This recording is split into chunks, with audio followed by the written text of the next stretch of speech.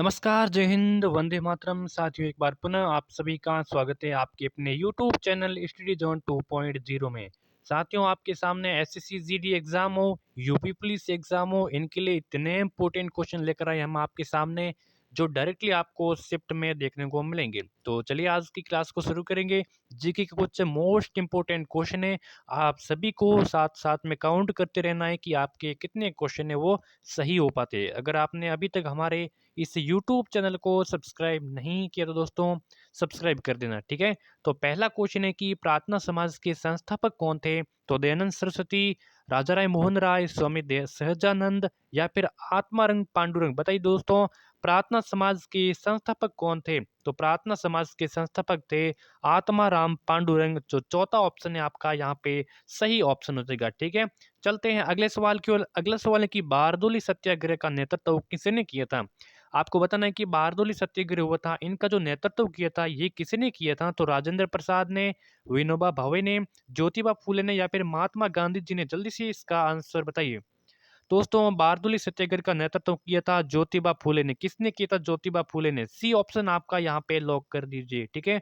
आगे बढ़ते हैं। रानी लक्ष्मीबाई का मूल नाम क्या था? आप सभी को बताना है कि रानी लक्ष्मीबाई का मूल नाम क्या था? मणिकर्णिका, जयश्री, पद्मा या फिर अहल्या। बताइए, झांसी की रानी लक्ष्मीबाई का मूल नाम क्या था? तो मूल नाम था मणिकर्णिका। क्या था?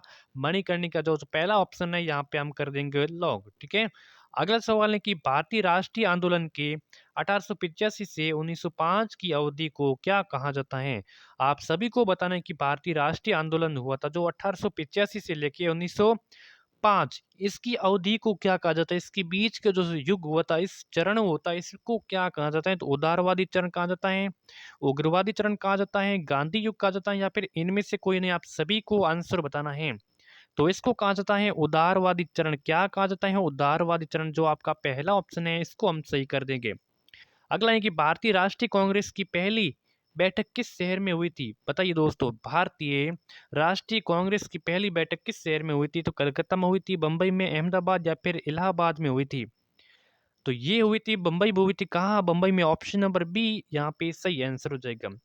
चलिए नेक्स्ट है कि 1905 में बंगाल विभाजन किस वायसराय ने किया? आप सभी को बताना है कि 1905 में बंगाल विभाजन किस वायसराय ने किया था? तो लॉर्ड हार्डिंग ने, लॉर्ड कर्जन ने, लॉर्ड लिटन या फिर लॉर्ड मिंटो ने। बताइए, जो 1905 में बंगाल विभाजन हुआ था वो किया था लॉर्ड कर्जन ने। किसने किया था? लॉर्ड कर्जन ने। ऑप्शन नंबर बी यहाँ पे सही ऑप्शन हो जाएगा। चलिए अगला सवाल है कि स्वराज्य मेरा जन्म सिद्ध अधिकार है और इसे मैं लेकर रहूंगा, ये किसने कहा था? तो ये कथन किसने कहा था? तो अरविंद घोष, महात्मा गांधी, सुभाष चंद्र बोस या फिर बाल गंगाधर तिलक। तो बात करें सही आंसर की, तो सही आंसर यहाँ पे हो जाएगा बाल गंगाधर तिलक। बिल्कुल, बाल गंगाधर तिलक ने कहा था कि स्वराज्य मेरा जन्मसिद्ध अधिकार है और इसे मैं लेकर रहूंगा। ऑप्शन नंबर डी हो जाएगा सही आंसर। चलिए अगला सवाल है कि भारतीय राष्ट्रीय कांग्रेस की सबसे पहली महिला जो अध्यक्ष बनी थी वो कौन थी? भारतीय राष्ट्रीय कांग्रेस की सबसे पहली महिला जो अध्यक्ष बनी थी तो वो सरोजिनी नायडू थी, बीकाजी कामा थी, एनी बेसेंट या फिर विजय लक्ष्मी पंडित थी? तो ऑप्शन नंबर की बात करें तो कौन सा हो जाएगा? तो एनी बेसेंट, सी आंसर हो जाएगा यहाँ पे सही आंसर। जो एनी बेसेंट बनती भारतीय राष्ट्रीय कांग्रेस की पहली महिला अध्यक्ष।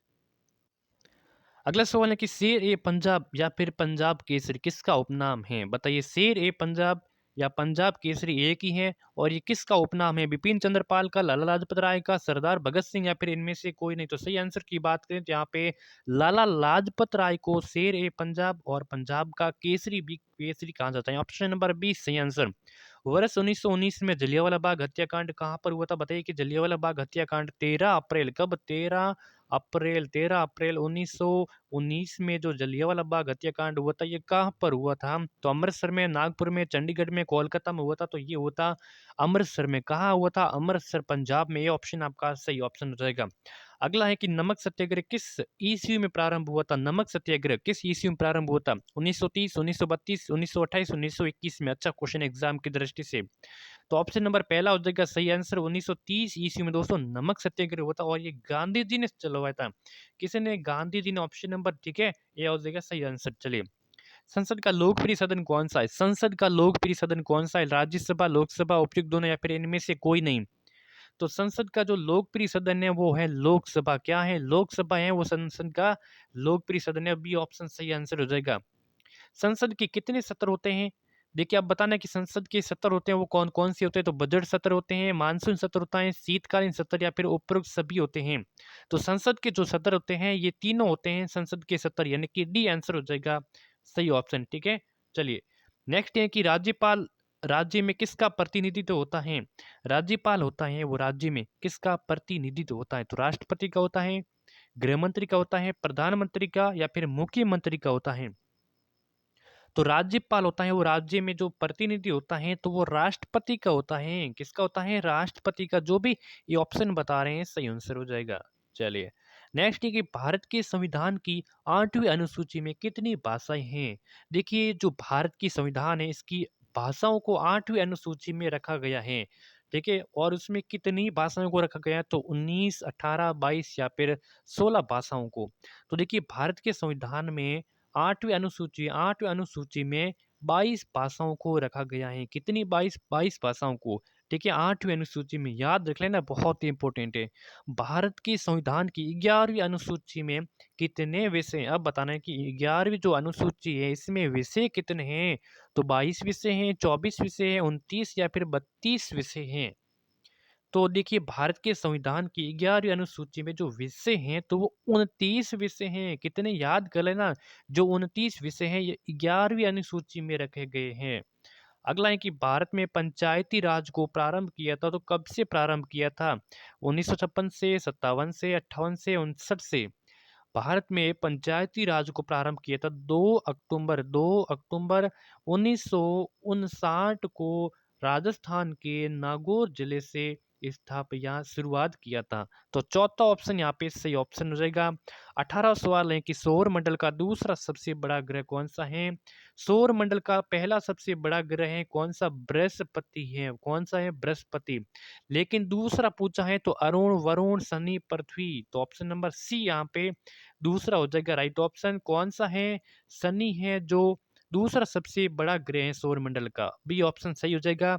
रानी लक्ष्मीबाई बांध किस नदी पर अवस्थित है? बेतवा नदी पर, कैन नदी पर, रिहंद या फिर टॉन्स नदी पर?